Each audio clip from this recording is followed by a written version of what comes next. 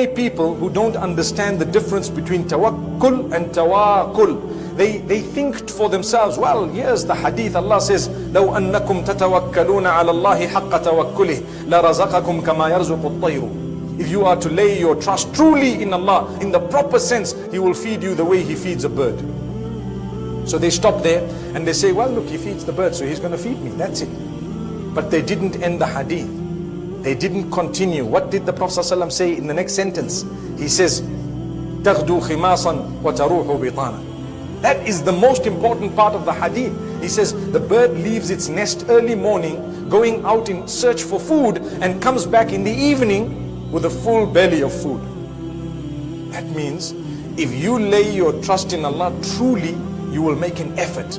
Like the bird makes an effort, and Allah will sustain you with what is sufficient for you for that day. That's what the hadith means.